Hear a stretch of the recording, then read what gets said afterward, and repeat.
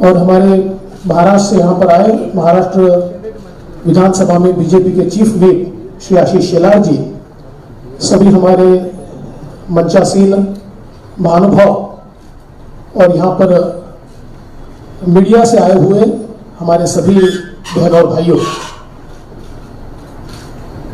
Greater Hyderabad municipal corporation के चुनाव के मैनिफेस्टो के रिलीज से पहले आज संविधान दिवस है, कॉन्स्टिट्यूशन डे है और हमारे संविधान का जो प्रियम्बल है,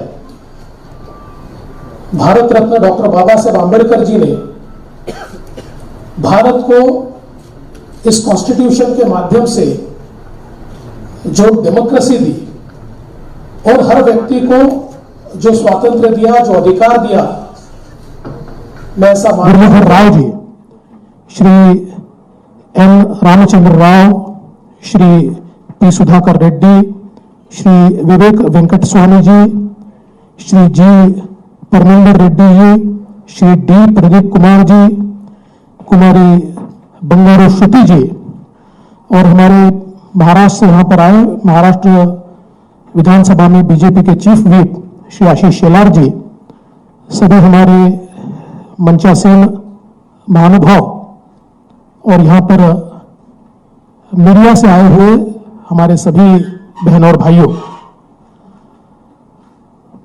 ग्रेटर हैदराबाद म्युनिसिपल कॉरपोरेशन के चुनाव के मैनिफेस्टो के रिलीज से पहले आज संविधान दिवस है, कॉन्स्टिट्यूशन डे है और हमारे संविधान का जो प्रियम्बल है, भारत रत्न डॉक्टर बाबा साहेब आंबेडकर जी ने भारत को इस कॉन्स्टिट्यूशन के माध्यम से जो डेमोक्रेसी दी और हर व्यक्ति को जो स्वातंत्र दिया, जो अधिकार दिया, मैं ऐसा मानता हूं कि आज उसी को हम लोग याद करते हैं। और जैसे हमारे प्रधानमंत्री जी कहते हैं कि मेरे जीवन का सबसे बड़ा ग्रंथ भारत का संविधान है, तो उसी दिशा को हम लोग मानते हुए आज फिर एक बार प्रतिज्ञा करते हैं कि भारत के संविधान के अनुरूप ही हम सभी लोग अपना बर्ताव करेंगे। और इस संविधान दिवस की आप सभी को मैं बहुत बहुत बधाई देता हूं। आज एक और दिन है, आज 26/11 है और हम सभी लोग जानते हैं पाकिस्तानी आतंकवादियों ने मुंबई पर जो हमला किया था वो आज का दिवस है। ये केवल मुंबई पर हमला नहीं था, ये आतंकवादियों ने भारत की अस्मिता पर हमला किया था और उसके भी जो मार्टियर्स है, जो शहीद है, उनको भी आज हम श्रद्धांजलि देते हैं। और साथ साथ तेलंगाना राज्य की निर्मिति में जिन्होंने शहादत हासिल की, ऐसे सभी शहीदों को याद करते हुए इस बात को हम रिएट्रेट करने की कोशिश करते हैं, प्रतिपादित करने की कोशिश करते हैं कि तेलंगाना राज्य बनाने में भारतीय जनता पार्टी की बहुत अहम भूमिका रही है और भारतीय जनता पार्टी ने भी एक बहुत लंबी लड़ाई इस राज्य के निर्माण में की है।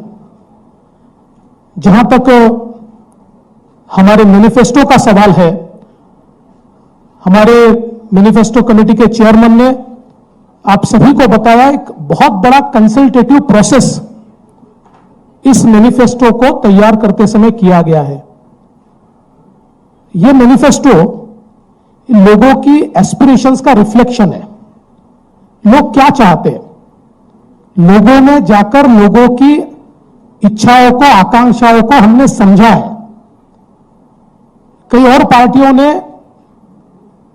यहां पर अपने मैनिफेस्टो दिए, लेकिन महलों में रहकर गरीब, सामान्य और मध्यम वर्गीयों के दुख दर्दों को समझा नहीं जा सकता जब तक उनसे बातचीत नहीं होती। वो क्या चाहते ये नहीं समझा जा सकता। उस बातचीत को करके इस मैनिफेस्टो को तैयार किया गया है। वैसे तो कई चीजें मैनिफेस्टो में है, आप तक मैनिफेस्टो पहुंचेगा, लेकिन कुछ महत्वपूर्ण चीजें मैं आपके सामने रखने की कोशिश कर रहा हूं। सबसे पहले हम सभी लोग जानते हैं कि भारत को स्वतंत्रता 15 अगस्त 1947 को मिली, किंतु तेलंगाना, महाराष्ट्र का मराठवाड़ा और कर्नाटक का कुछ पोर्शन ये 17 सितंबर 1948 को यहां पर पहली बार तिरंगा झंडा लहराया। और ये हमारे लिए स्वतंत्रता का दिवस है, मुक्ति का दिवस है। और हम लोग अगर देखें तो कर्नाटक में और महाराष्ट्र में हमेशा इस दिन पर तिरंगा झंडा लहराता है, स्टेट फंक्शन होता है। और इस दिन को मुक्ति दिवस के रूप में, चूंकि पहली बार हमारा तिरंगा फहराया गया था, मुक्ति दिवस के रूप में इसको मनाया जाता है। मैं समझ नहीं पाता हूं कि तेलंगाना में इसको क्यों नहीं मनाया जाता, और इसलिए हम लोगों ने यह तय किया है कि ग्रेटर हैदराबाद म्युनिसिपल कॉरपोरेशन, ये भारतीय जनता पार्टी के तत्वावधान में भारत का तिरंगा जो पहली बार 17 सितंबर को फहराया गया, उसको एक फंक्शन के रूप में सेलिब्रेट करेगी। और वो पहली लड़ाई तेलंगाना के मुक्ति की, और दूसरी लड़ाई जब तेलंगाना बना, तो इस पहली लड़ाई को भी बड़े जोर शोर से हम लोग यहां पर सेलिब्रेट करेंगे। इस मैनिफेस्टो के माध्यम से हैदराबाद की जनता को हम लोग आश्वस्त करना चाहते हैं कि कोरोना की वैक्सीन और वैक्सीनेशन की एक स्ट्रेटेजी ये आदरणीय प्रधानमंत्री जी ने तैयार की है। किंतु हमने हैदराबाद में लगातार ये देखा कि कोरोना के काल में किस प्रकार से आंकड़े सप्रेस किए गए और किस प्रकार से लोगों को प्राइवेट हॉस्पिटल्स के भरोसे छोड़ दिया गया, किस प्रकार से उनको 2 लाख, 4 लाख, 10 लाख, 20 लाख रुपया खर्चा करना पड़ा, और सरकारी तंत्र कहीं पर भी उपलब्ध नहीं था। और इसलिए हम ये आश्वस्त करना चाहते हैं कि कोरोना की वैक्सीन स्ट्रेटेजी में हैदराबाद म्युनिसिपल कॉरपोरेशन पूरे तरीके से पार्टिसिपेट करेगा, और पूरी सरकारी व्यवस्था, पूरी कॉरपोरेशन की व्यवस्था खड़ी की जाएगी। पीएचसी के माध्यम से, कॉरपोरेशन की व्यवस्था के माध्यम से यह कोरोना का टीकाकरण किया जाएगा। किसी को भी प्राइवेट हॉस्पिटल जाकर ज्यादा पैसे देकर और कोरोना का टीका, कोरोना का वैक्सीन लेने की आवश्यकता नहीं पड़ेगी। इसकी पूरी व्यवस्था यह कॉरपोरेशन के माध्यम से हम लोग यहां पर निश्चित रूप से करेंगे।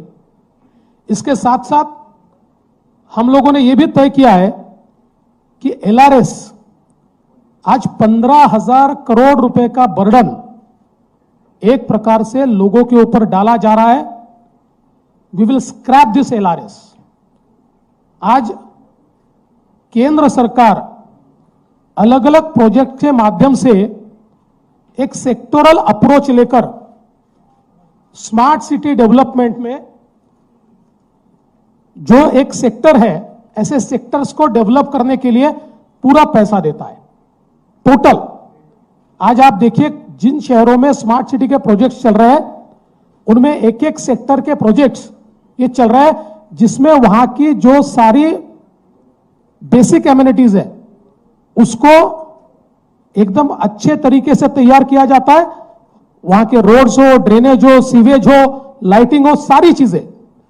और इसलिए हम लोग ये मानते हैं कि लोगों के ऊपर 15,000 करोड़ रुपए का ये जो बोझा है ये नहीं डाला जाना चाहिए, और इसलिए हम लोग इसको स्क्रैप करेंगे और बिल्कुल अच्छे तरीके से इसको प्लान्ड वे में हम ये सारा इंफ्रास्ट्रक्चर जो है वो डेवलप करेंगे। इसके साथ साथ हम सभी लोग जानते हैं जिस प्रकार से इस बारिश में हैदराबाद पूरा डूबा, 25% एरिया तो तकरीबन कंप्लीट फ्लड में था और इतना नुकसान हुआ कि लोगों ने सुसाइड किया, आत्महत्या की, उसकी घटनाएं भी हैदराबाद में हमको देखने को मिली। इतना महत्वपूर्ण शहर है, लेकिन ये पानी की निकासी के लिए जो ड्रेनेज की व्यवस्था को अपडेट किया जाना चाहिए वो नहीं किया गया। और सबसे बड़ी बात, इतने बड़े पैमाने पर इंक्रोचमेंट, और ये इंक्रोचमेंट केवल वोट बैंक की राजनीति के लिए किया हुआ इंक्रोचमेंट, और इसलिए उसको वहीं पर बढ़ने दिया गया। आज जो हैदराबाद डूबा वो बारिश के कारण नहीं डूबा, वो म्युनिसिपल कॉरपोरेशन की नीति के कारण डूबा, जिस नीति में इन इंक्रोचमेंट्स को प्रोटेक्ट किया गया, वोट बैंक की राजनीति में प्रोटेक्ट किया गया, और उसका परिणाम यह हुआ कि बहुत बड़े पैमाने पर हैदराबाद के नागरिकों को इसका नुकसान सहन करना पड़ा। और इसलिए एक और इसको प्लान्ड वे में इन इंक्रोचमेंट्स को हम निकालेंगे, लेकिन ऐसा नहीं है कि किसी को बेरोजगार करेंगे, लेकिन जहां पर पानी निकासी की व्यवस्था है, वो पानी निकासी की व्यवस्था को ठीक करने के लिए जिनको रिलोकेट करना पड़ेगा उनको रिलोकेट किया जाएगा, और निश्चित रूप से एक प्लान्ड वे में इसका काम किया जाएगा। साथ ही में हम लोगों ने यह भी तय किया है कि यहां पर जिनका नुकसान फ्लड्स में हुआ है उनको डीबीटी के माध्यम से सीधे उनके अकाउंट में 25,000 रुपए 25,000 rupees will be credited through DBT in their accounts. उनको सीधी मदद जो है वो इस मामले में की जाएगी। हम लोग जानते हैं किस प्रकार से यहां पर लोगों को चुनाव से पहले हम आपको 2 रूम का मकान देंगे, इस प्रकार से बताया गया, और लोगों को कुछ मॉडल मकान भी दिखाए गए। तो आम आदमी को ये लगा, गरीब को ये लगा कि ऐसा मकान मुझे मिलेगा, तो उसने बड़े खुश होकर इनको वोट किया, लेकिन एक भी मकान नहीं बना। और जानबूझकर प्रधानमंत्री आवास योजना को रोकने का काम किया गया, और उसमें हम लोग ज्यादा अच्छा देंगे इस प्रकार से बताकर किसी को कुछ नहीं मिला। मैं महाराष्ट्र का मुख्यमंत्री था, 5 साल में महाराष्ट्र में हम लोगों ने ग्रामीण इलाकों में 10 लाख मकानों का निर्माण किया, और शहरों में 5 लाख मकानों का काम शुरू किया, और 2 लाख मकानों का और प्लानिंग हम लोग अंतिम स्टेज तक लेकर गए। लेकिन यहां पर लोगों को प्रधानमंत्री आवास योजना से पूरे तरीके से दूर रखा गया। हम लोगों का यह प्रॉमिस है कि हैदराबाद म्युनिसिपल कॉरपोरेशन के माध्यम से 1 लाख गरीबों को प्रधानमंत्री आवास योजना का घर, 1 लाख पुअर फैमिलीज को प्रधानमंत्री आवास योजना का घर हम लोग देंगे, और उसको हम पूरा करेंगे। और उनका जो घर का सपना है, जो बड़ा सपना दिखाकर एक प्रकार से उनको मूर्ख बनाने का काम यहां की सरकार ने किया, टीआरएस की, उसको हम लोग उनका सपना पूरा करेंगे और उनको यह आवास निश्चित रूप से देंगे।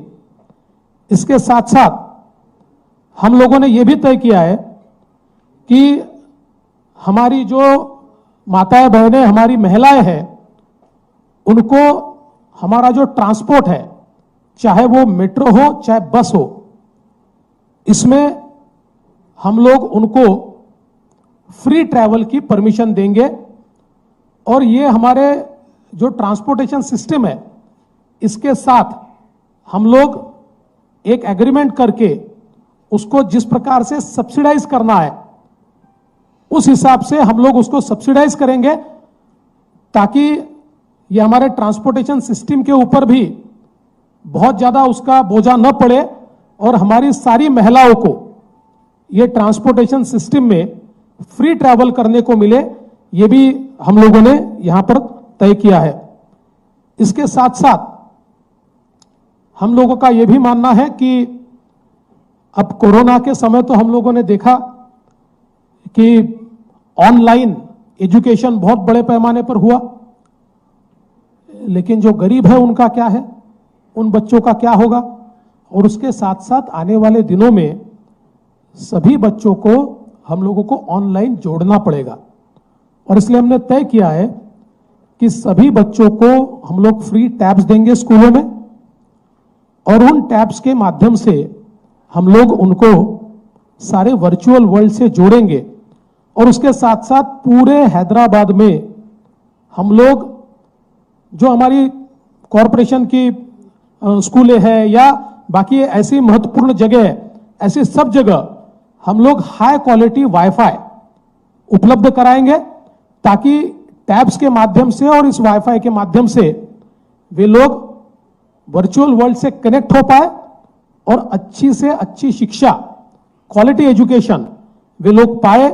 इस प्रकार का भी संकल्प हमने लिया हुआ है। इसके साथ साथ हमने ये भी तय किया है कि विशेष रूप से जो स्लम एरिया है और जो एससी कॉलोनीज है, यहां पर हम लोग 100% प्रॉपर्टी टैक्स वेवर देंगे। 100% property tax waiver to SC colonies and slums, ये हम लोगों ने यहां पर तय किया हुआ है।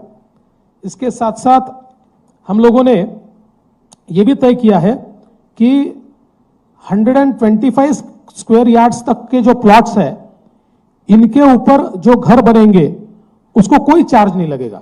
उसके जो सारे चार्जेस है, कंस्ट्रक्शन के लिए जो परमिशंस के लिए जो पैसा भरना पड़ता है, so the permission will be totally free. और ये जो छोटे और हमारे निम्न मध्यम वर्ग के लोग हैं, इनके लिए कोई पैसा उसके लिए हम लोग नहीं लेंगे। हम लोग ये भी प्रॉमिस करते हैं कि हैदराबाद में जो पीने का पानी है घरों को, वो नियमित रूप से दिया जाएगा। उस सिस्टम को इंप्रूव किया जाएगा। उस सिस्टम को विशेष रूप से डिस्ट्रीब्यूशन सिस्टम को इक्विटेबल डिस्ट्रीब्यूशन सिस्टम पर लाया जाएगा। सभी को साफ पानी, सभी को अच्छा पानी मिलेगा, और उसके साथ साथ ये पानी हम फ्री देंगे। हम लोग जो घर है, उन घरों को हम लोग, कमर्शियल की बात मैं नहीं कर रहा हूं, मैं घरों की बात कर रहा हूं, उनको हम लोग फ्री पानी यहां पर देंगे। हम सभी जानते हैं कि मूसी रिवर जो है, मूसी नदी एक प्रकार से हमारी धरोहर है, और हैदराबाद का इतिहास भी इसके साथ बहुत बड़े पैमाने पर जुड़ा हुआ है। हमने तय किया है कि केंद्र सरकार की मदद से हम लोग इस मूसी रिवर को रिजुविनेट करने के लिए 10,000 करोड़ का एक फंड तैयार करेंगे। एक सुमेधा स्कीम, हम सभी लोग जानते हैं, एक हमारी बच्ची सुमेधा, जिसका क्या हुआ, बड़ी दुखद घटना हुई, और सुमेधा स्कीम के तहत हम लोग केंद्र सरकार की मदद से 10,000 करोड़ का एक कंप्लीट प्रोग्राम तैयार करेंगे, जिसमें इस मूसी रिवर में जाने वाला सारा सीवेज वाटर ये ट्रीट होगा। इस पर जितना एनक्रोचमेंट है वो रिलोकेट होगा, और फिर एक बार अविरल बहने वाली इस प्रकार की स्वच्छ रिवर, इसको हम तैयार करेंगे। जिस प्रकार से नमामि गंगे, ये एक बहुत बढ़िया स्कीम आदरणीय मोदी जी ने तैयार की, और आज हम लोग देख रहे हैं कि गंगा का रूप बदल रहा है। ऐसे कई शहरों में, जिस प्रकार से साबरमती वाटर फ्रंट हम लोगों ने बहुत अच्छे तरीके से गुजरात में देखा, उसी की तर्ज पर ये जो मूसी रिवर का डेवलपमेंट है, ये डेवलपमेंट भी हम लोग यहां पर करेंगे। और उसके साथ साथ हम लोग ये भी देखेंगे कि जो हमारे गरीब है, उनको 100 यूनिट तक का पावर जो है, बिजली जो है, वो सब्सिडाइज होकर वो कैसे फ्री मिले, इसके लिए भी म्युनिसिपल कॉरपोरेशन पहल करेगी। और उसमें हम लोग सब्सिडी को वहन करते हुए गरीबों को 100 यूनिट तक की पावर फ्री देने के लिए म्युनिसिपल कॉरपोरेशन के माध्यम से एक पहल करेंगे और लोगों को एक बड़ी रियायत देंगे। वैसे तो कई चीजें इस मैनिफेस्टो में है। आप सबके पास वो मैनिफेस्टो पहुंचेगा, लेकिन मैं एक बात बिल्कुल साफ कहना चाहता हूं। What is our M?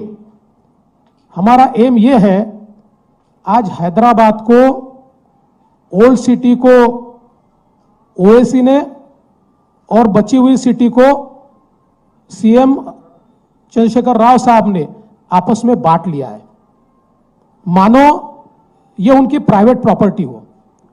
We want to reclaim the city and give it back to the people.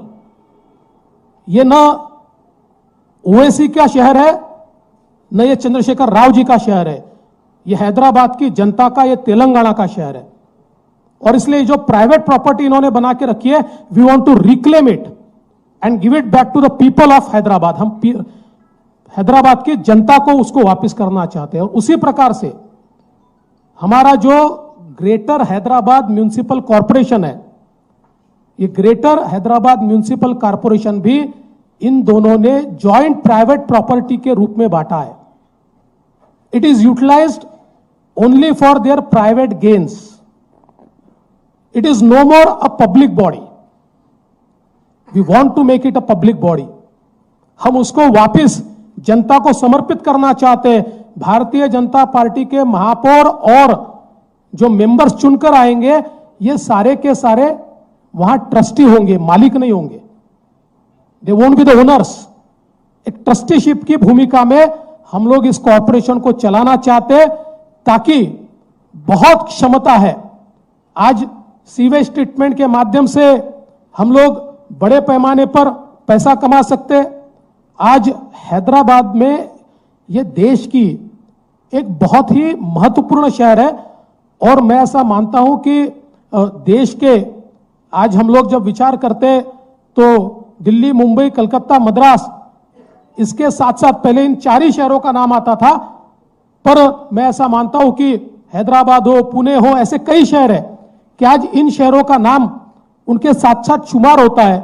लेकिन इस शहर की जो हालत हमको फ्लड्स के बाद देखने को मिली, जो कचरे की हालत देखने को मिली, इसमें से इस शहर को बाहर निकालकर एक आइकॉनिक शहर बने और लोगों का शहर बने, इसके लिए भारतीय जनता पार्टी पूरे तरीके से प्रयास करेगी। ये इस मैनिफेस्टो के माध्यम से हम जनता को आश्वासित करते हैं और हमारा मैनिफेस्टो जनता को समर्पित करते हैं।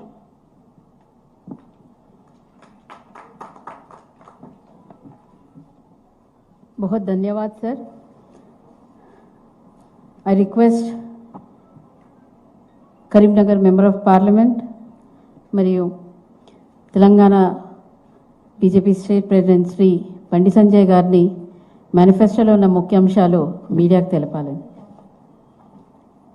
అందరికీ నమస్కారం. నేడు మేనిఫెస్టో ఆవిష్కరించడానికి విచ్చేసినటువంటి గౌరవనీయుల పెద్దలు, మహారాష్ట్ర మాజీ ముఖ్యమంత్రి వర్యులు శ్రీ దేవేంద్ర ఫడ్నవీస్ గారికి, భారతీయ జనతా పార్టీ జాతీయ ఉపాధ్యక్షురాలు శ్రీమతి డికే అరుణ గారికి, భారతీయ జనతా పార్టీ జాతీయ ప్రధాన కార్యదర్శి గౌరవనీయుల పెద్దలు శ్రీ భూపేంద్ర యాదవ్ గారికి, కేంద్ర హోంశాఖ సహాయ మంత్రులు శ్రీ జి కిషన్ రెడ్డి గారికి, ఓబీసీ మోర్చా జాతీయ అధ్యక్షులు డాక్టర్ కె లక్ష్మణ్ గారికి, భారతీయ జనతా పార్టీ సీనియర్ నాయకులు శ్రీ పి మురళీధరరావు గారికి, తమిళనాడు రాష్ట్ర ఇన్ఛార్జ్ శ్రీ పి సుధాకర్ రెడ్డి గారికి, ముఖ్యంగా అందరి సలహాలను స్వీకరించి అనేక మంది అనుభవజ్ఞులతో కమిటీ వేసి అందరికీ న్యాయం జరిగే విధంగా హైదరాబాద్ నగరాన్ని అభివృద్ధి చేసేటువంటి ఒక దిశలో ఈ మేనిఫెస్టో రూపొందించినటువంటి కమిటీ చైర్మన్ శ్రీ వివేక్ వెంకటస్వామి గారికి, MLC Bharatiya Janata party senior నాయకులు శ్రీ రామచంద్ర గారికి, భారతీయ జనతా పార్టీ రాష్ట్ర ప్రధాన కార్యదర్శులు శ్రీమతి బంగారు శృతి గారికి, శ్రీ ప్రేమేంద్ర రెడ్డి గారికి, శ్రీ ప్రదీప్ కుమార్ గారికి, పాత్రికేయ మిత్రులందరికీ కూడా నమస్కారాలు. ఒక మంచి ఆలోచనతో భారతీయ జనతా పార్టీ ఈ మేనిఫెస్టోను రూపొందించడం జరిగింది. 5,000 రూపాయలు సంపాదించే వారి నుంచి మొదలుకొని ₹1,00,000 సంపాదించే వారి వరకు హైదరాబాద్లో ప్రతి ఒక్కరూ సంతోషంగా ఉండే విధంగా ఈ మేనిఫెస్టో రూపొందించడం జరిగింది. హైదరాబాద్ ప్రజలకు అభివృద్ధి, ఆత్మగౌరవం రెండు ముఖ్యమే.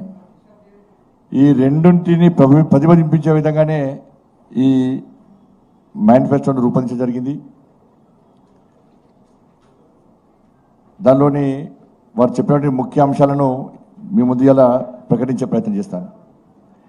ప్రజలందరికీ కేంద్ర ప్రభుత్వ సూచనలకు అనుగుణంగా కరోనా వ్యాక్సిన్ అందించడం, కరోనా టెస్టులు, దాంతోపాటు జనాభాకు అనుగుణంగా పిఎస్సి సెంటర్ల ఏర్పాటు, పేదలు మధ్యతరగతి నడ్డివేస్తున్నటువంటి ఎల్ఆర్ఎస్ను పూర్తిగా రద్దు చేయడం,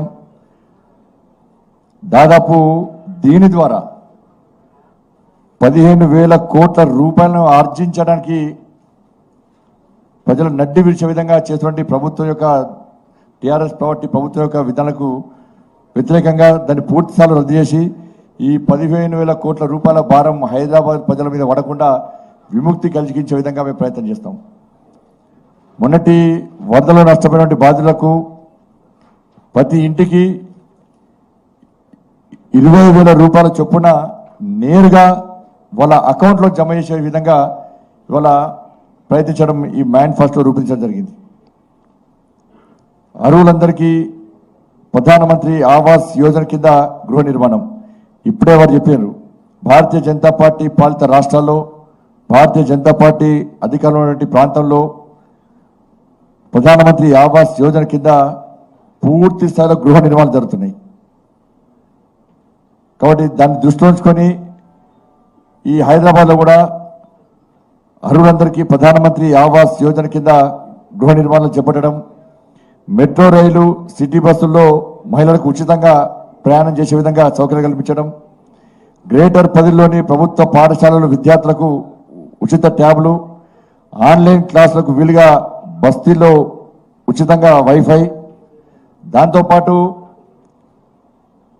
విద్యా సంస్థల్లో పేదలకు ఇబ్బంది అయ్యే విధంగా ఉన్నటువంటి ఫీజులను నియంత్రించే విధంగా చర్యలు తీసుకోవడం, ఎస్సీ కాలనీలు బస్తీలోని ఇళ్లకు ఆస్తి పన్నును మాఫీ చేయడం, 125 గజాల లోపు ఇళ్ల నిర్మాణాలకు ఉచితంగా అనుమతి ఇవ్వడం, ప్రజల తాగునీటి తిప్పలను తీరుస్తూ ఉచితంగా ఇంటింటికి నల్లా కనెక్షన్ ఇవ్వడం, ఉచితంగా నీటిని సరఫరా చేయడం, హైదరాబాద్ భాగ్యరేఖగా విలసిల్లి ఇప్పుడు మురికి కూపంలా మారినటువంటి మూసీ నదిని ప్రక్షాళన చేయడం, మూసీ తీర ప్రాంతాల అభివృద్ధి, చెరువులు నాలాల అక్రమణ తొలగించడం, ₹10,000 లోపు 10,000 కోట్ల ప్రత్యేక నిధితో ఓపెన్ నాలాలు డ్రైనేజ్ అధునీకరణ, దీనికోసం ప్రత్యేకంగా సుమేధ పేరుతో కొత్త చట్టం తీసుకురావడం, 100 యూనిట్ల లోపు ఉచిత విద్యుత్ ఉపయోగించేటువంటి పేద గృహాలకు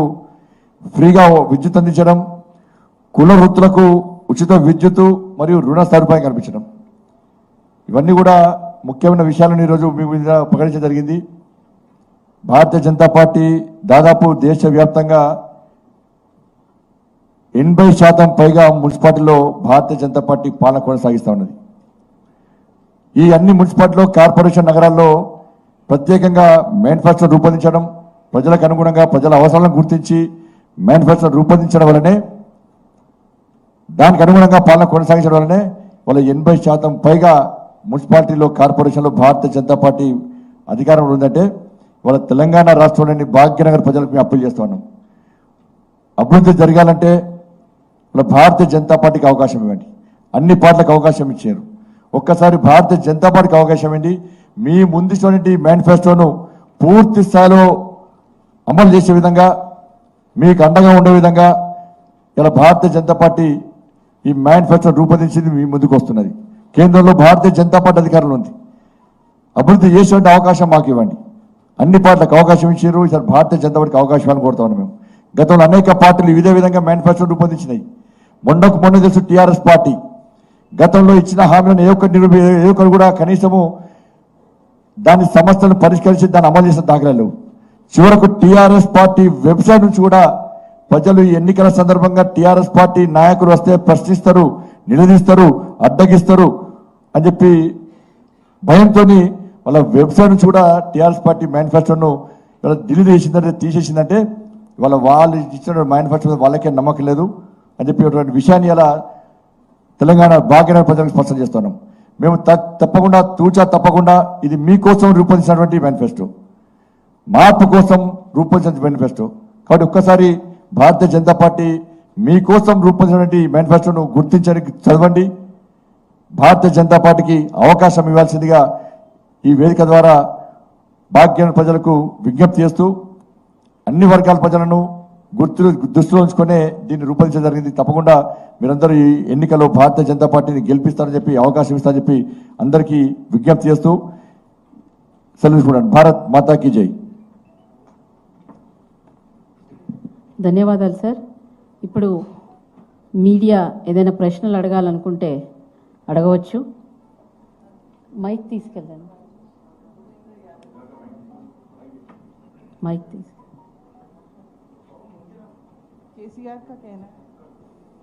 केसीआर का कहना है कि आप बड़े बड़े दिग्गज नेताओं को हैदराबाद में बुला रहे हैं कैंपेन के लिए, तो मोदी जी को क्यों नहीं बुला रहे हैं? और देखा गया है कि बिहार के इलेक्शंस में जब मोदी जी ने कैंपेन किया था तो जो बीजेपी पार्टी का पोजीशन था 2019 में वो 222 सीट थे, वो गिरकर 65 सीट्स हो गए. तो मोदी को क्यों नहीं बुला रहे? और बीजेपी यहाँ तक पहुँच गई है कि वो शायद ट्रम्प को भी बुलाएं कैंपेन के लिए. और एक सवाल सर, कोई भी दे सकते हैं. Just one more sir, related question sir. He says BJP बेचो इंडिया है और हम सोचो इंडिया है, तो उसके ऊपर भी आप कमेंट करें. जब कोई आदमी हार के डर से अपने होश हवास खो बैठता है, जब कोई आदमी अपने करप्शन को छुपाने के लिए झूठ बोलने का सहारा लेता है, और जैसा माननीय देवेंद्र जी ने बताया कि लोकतंत्र की सबसे बड़ी विडंबना ये है कि लोकतंत्र को बंधक बना करके पूरे शासन को अपने परिवार की प्रॉपर्टी में बदल देता है. भारतीय जनता पार्टी के कार्यकर्ता इस भ्रष्ट निकम्मी सरकार को बदलने के लिए पर्याप्त हैं. केसीआर जी होश में आओ, तेलंगाना की जनता आपसे आपकी करप्शन का हिसाब मांग रही है, उसको जनता के सामने रखो.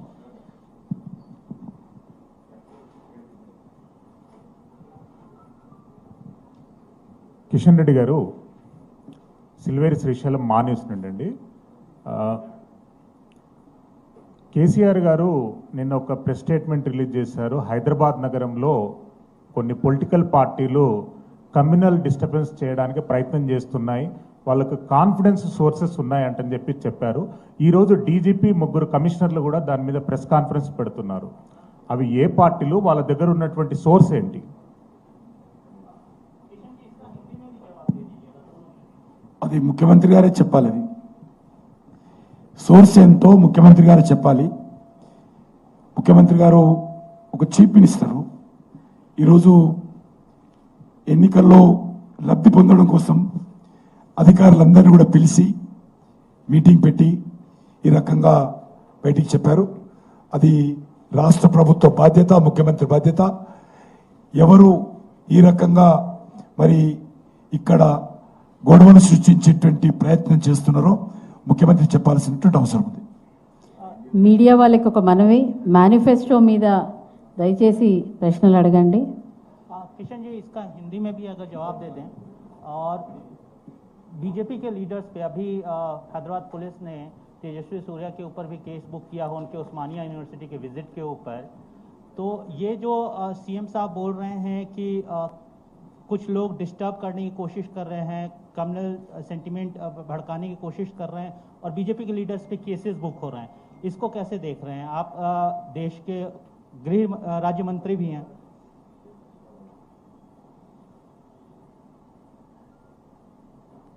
जो तेजस्वी सूर्या वो यूथ विंग के अध्यक्ष है, उस्मानिया यूनिवर्सिटी में यूथ रहते हैं, उनका मिलने का अधिकार उनका पूरा है. कोई उस्मानिया यूनिवर्सिटी में कोई रिस्ट्रिक्टेड प्लेस नहीं है. पूरे छात्र रहते हैं। एक युवा संसद है, यूथ विंग के नेशनल प्रेसिडेंट है। वो छात्रों से मिलने के गए तो क्यों पुलिस रोका है, क्यों उनको ऊपर केस लगा है? और भारतीय जनता पार्टी कार्यकर्ता कोई केस से डरने वाले नहीं है। हम कोई गलत काम नहीं करेंगे, मगर जनता के हित के लिए जो भी करेंगे वो शासन के द्वारा ही करेंगे।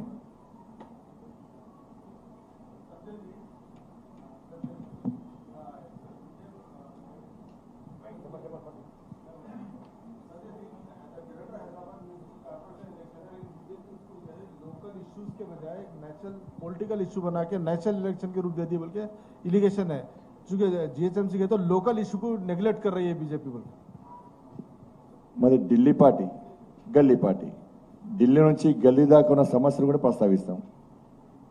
కాబట్టి మా పార్టీ ఏం చేయాలో మేము ఆలోచించుకుంటాం. టీఆర్ఎస్ పార్టీ చెప్తే మేనిఫెస్టో రూపొందించి టీఆర్ఎస్ పార్టీ చెప్తే ప్రచారం చేయం. ఫస్ట్ వాళ్ళు ఏం చేశారో, పోయినసారి మేనిఫెస్టోలో ఏం పెట్టారు, ఏం అమలు చేశారు, ఏం సాధించారో ఫస్ట్ చెప్పాలి. మేము ఎప్పుడు రాష్ట్రంలో భాగ్యనగరంలో అధికారంలో లేము, జీఎస్ఎంసీలో అధికారంలో గెలవలేము మేము ఎప్పుడు కూడా. కాబట్టి ఏ పార్టీ విధానం ఆ పార్టీ విధానం ఉంటుంది. భారతీయ జనతా పార్టీ బూత్ స్థాయి కమిటీలో కూడా దేశం గురించి ఆలోచిస్తాం, ధర్మం గురించి ఆలోచిస్తాం, సమాజం గురించి చర్చిస్తాం. భాగ్యనగర్ ఎన్నికలు కూడా దేశ అభివృద్ధి, దేశ భద్రతను ముడిపడినటువంటి భాగ్యనగరం ఇది. కాబట్టి అన్ని విషయాలు ప్రస్తావిస్తాం, అన్ని విషయాలు చర్చిస్తాం. భాగ్యనగర్ ప్రజలు కూడా ఆ ఆలోచన ఉన్నది, ఆ ఆవేశం ఉన్నది. కాబట్టి దాని గురించి ఆలోచిస్తాం, తప్పకుండా ఆలోచిస్తాం. దేశం గురించి ఆలోచిస్తాం, భాగ్యనగర్ గురించి కూడా ఆలోచిస్తాం. ఒక విషయము, కేటీఆర్ గారు 50 प्रश्न వేశాడు.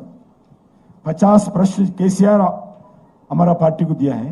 उसमें कितने स्टेट है, स्टेट इश्यूज है, कितने नेशनल इश्यूज है? 50 का 50 पूरा नेशनल इश्यूज हमारा ऊपर डाले. को वो उल्टा बोलते हैं नेशनल इश्यूज उठाए, हम कभी नहीं उठाए. हम उठा रहे 2 बेडरूम का इश्यू, हम उठा रहे बरसात का पानी से 40 लाख मर गए हैदराबाद में, ये उठा रहे. हैदराबाद में जो ड्रेनेज का पानी उठा रहे, टैंक बंड का पानी क्लीनिंग का बात में हो रहा है. अभी जो मैनिफेस्टो में लगा वो हम भारतीय जनता पार्टी कभी नेशनल इश्यूज नहीं उठाया. इस म्युनिसिपल चुनाव में हम सिर्फ लोकल इश्यूज उठाया. केटीआर ने पूरा नेशनल इश्यू उठा के क्वेश्चन डाले. आपके पास नोट है, एक बार पढ़ लीजिए. आपने मैनिफेस्टो में एनक्रोचमेंट को हटाने की बात की. अभी अकबरुद्दीन ओवैसी ने कल बोला कि ये जो हुसैन वाला लेक है पूरा एनक्रोचमेंट का शिकार हुआ है और पीवी नरसिम्हा राव की जो समाधि है और एनटी रामाराव की जो समाधि उसको उखाड़ फेंकना चाहिए. इस पर आपकी क्या रिएक्शन है एज ए होम मिनिस्टर? और भारत रत्न पीवी नरसिम्हा राव का जो समाधि भारत सरकार के द्वारा बनाए गए, उनको जो उसको तोड़ने का अधिकार किसको भी नहीं है. ना मजलिस पार्टी को अधिकार है, ना टीआरएस पार्टी अधिकार है. इसी विषय पर मुख्यमंत्री जी का कमेंट अभी तक नहीं आया. एनटी रामाराव जी पूरे तेलुगु समाज के एक बहुत बड़ा एक्टर था, एक बहुत बड़ा नेता था, एक अच्छे मुख्यमंत्री के नाते काम किया था. हम रिस्पेक्ट करते हैं हमारा पार्टी. पीवी नरसिम्हा राव को रिस्पेक्ट करते हैं, एनटी रामाराव को रिस्पेक्ट करते हैं. हमारा साथ मिलके काम किया है. एनटी रामाराव जी बहुत दिन एनडी में रह के एनडी में भी थे. इसीलिए मैं केसीआर से पूछना चाहता हूं, केसीआर क्यों कमेंट नहीं किया, क्यों कंडम नहीं किया एमआईएम के नेताओं का स्टेटमेंट पर? और हैदराबाद के जनता, तेलंगाना के जनता, मजलिस पार्टी का रूप क्या है, मजलिस पार्टी का सोच क्या है, मजलिस पार्टी कैसी बात करती है, कैसा काम करती है, फिर एक बात जनता के सामने पूरा उनको आया. इसलिए पूरा जनता केसीआर से सवाल करना चाहिए, वैसा मजलिस पार्टी से मिलके आज तेलंगाना में क्यों राजनीति कर रहे ये टीआरएस पार्टी? मजलिस पार्टी से क्यों दोस्तान करते हैं? हर दिन हर हफ्ते में घर पे बुला के तेलंगाना की राजनीति पर दोनों चर्चा करते हैं, केसीआर, असदुद्दीन ओवैसी. इसी विषय पर आम तेलंगाना जनता सोचना चाहिए.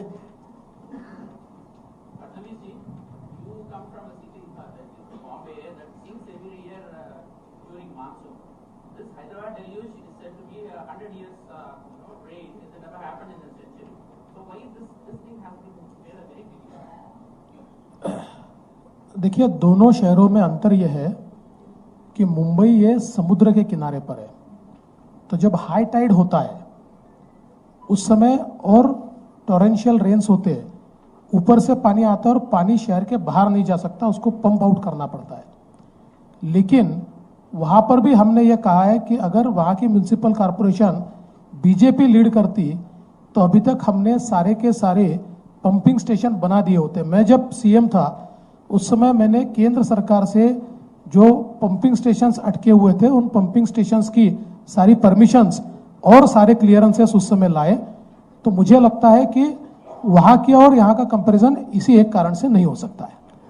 కిషన్ రెడ్డి గారు, నేను మధు అండి, భారత్ టుడే నుంచి ఇక్కడ సార్ ఇటు ఓకే.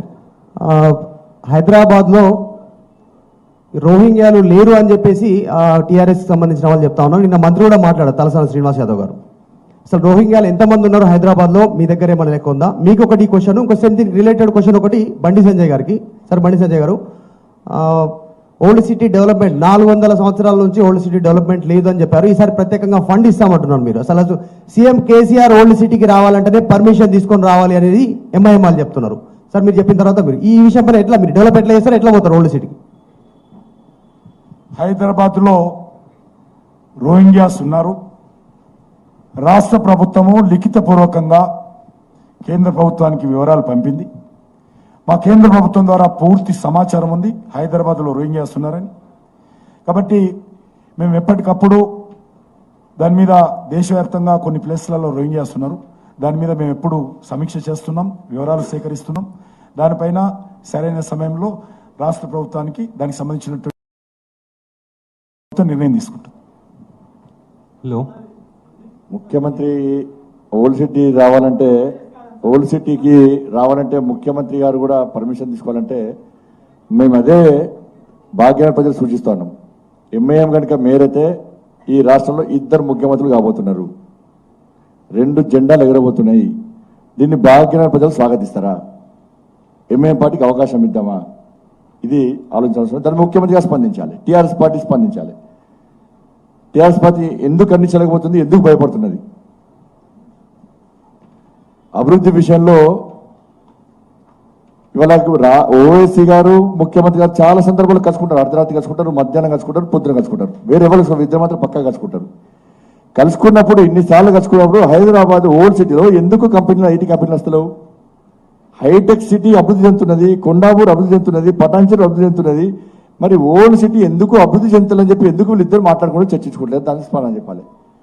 అందుకే మెట్రో లైన్ ఎందుకు రావద్దు అనుకుంటున్నారు? దీన్ని దృష్టిలో ఉంచుకొని పాత బస్తీనే భాగ్యనగరం మార్చుదాం ఏమంటున్నాం. కానీ టీఆర్ఎస్ పార్టీ, ఎంఐఎం పార్టీ పూర్తి భాగ్యనగరాన్ని పాత బస్తీగా మార్చే ప్రయత్నం చేస్తున్నది. కాబట్టి ఆ స్థాయిలో అభివృద్ధి అని చెప్పి తప్పకుండా ప్రణాళిక తప్పకుండా అభివృద్ధి చేస్తాం మేము. ఒక్క నిమిషం దయచేసి మీ అందరినీ రిక్వెస్ట్ చేస్తా ఉన్నాను. ఈ యొక్క జిహెచ్ఎంసీ మేనిఫెస్టో మహారాష్ట్ర నుంచి మా మాజీ ఉప ముఖ్యమంత్రి గారు, మా ఆల్ ఇండియా జనరల్ సెక్రటరీ అందరూ వచ్చి తెలంగాణ ప్రజల ముందు, ప్రధానంగా హైదరాబాద్ నగర ప్రజల ముందు పెట్టారు. కాబట్టి ఇందులో ఉన్నటువంటి విషయాలన్నీ కూడా ప్రతి హైదరాబాద్ జిహెచ్ఎంసీ పరిధిలో ఉన్నటువంటి ప్రతి ఇంటికి, ప్రతి వ్యక్తి దగ్గరికి చేరాల్సినటువంటి అవసరం ఉంది. ఆ యొక్క సహాయ సహకారాలు మీరు అందించాల్సిందిగా మీ అందరినీ కోరుతా ఉన్నాను. కంపేర్ చేసుకోవాలి. టీఆర్ఎస్ పార్టీ గత 2 మేనిఫెస్టోలో ఏం చెప్పింది, ఏం చేసింది.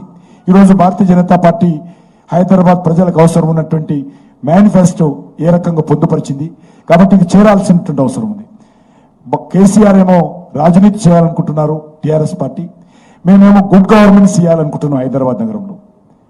కాబట్టి గుడ్ గవర్నెన్స్ ద్వారా ఏ రకంగా ఈ మేనిఫెస్టో ద్వారా హైదరాబాద్లో ఉన్నటువంటి సమస్యలు పరిష్కారం చేస్తూ హైదరాబాద్ని ఒక నిజంగా ఏ రకంగా అభివృద్ధి దిశలో తీసుకెళ్లాలనేదే మా లక్ష్యము. కాబట్టి నేను మీ అందరిని కోరుతా ఉన్నాను, పాలిటిక్స్ మాట్లాడడానికి అనేక రకాల సమయాలు ఉన్నాయి. కాబట్టి ఇది ఓన్లీ గుడ్ గవర్నెన్స్ మీదనే ఈ మేనిఫెస్టో ద్వారానే ప్రజలకు బీజేపీ సందేశం చేరవేసేటువంటి ప్రయత్నంలో మీ సహాయ సహకారాలు ఉండాలని ఇక్కడ ఉన్నటువంటి అందరు రిపోర్టర్స్ నేను మనస్ఫూర్తిగా కోరుతున్నాను. Sir, hello, sir. This is Panikiran from Hans India. You assured people to, you assured private schools to give certain concessions in your manifesto. But you know, most of the parents, majority of parents in Hyderabad, they are complaining that schools are collecting fees in Hyderabad, even during the tenure. If you look at, according to their surveys, the fees collected in Hyderabad are nearly 100 to 250% more than the fees being collected in Mumbai, Delhi, Chennai, and Bangalore. Even if you look at the elite schools of the same branches located in Mumbai, Delhi, Chennai, and Bangalore, the fee ranges, the fee difference is nearly somewhere around 1.5 lakhs to 3 lakhs rupees. They are being collected less in other metro cities than in Hyderabad. So in such cases, how could you give certain concessions to the private schools? Particularly when parents are opposing it. And teachers are opposing that we are not paid salaries for last almost like say 8 to 9 months. But Maniharan ji, there is a fee regulation committee in the state that is not being implemented in Hyderabad. We have been repeatedly insisting to adhere to the fees of the regulation committee. The regulation committee is also not properly functioning. We'll see that a regulatory commission is formed as per their infrastructure. Keeping in mind the fees will be collected. So you are assuring that you will be ensuring implementation of GO number 1? Yes. Okay, thank you. Yes.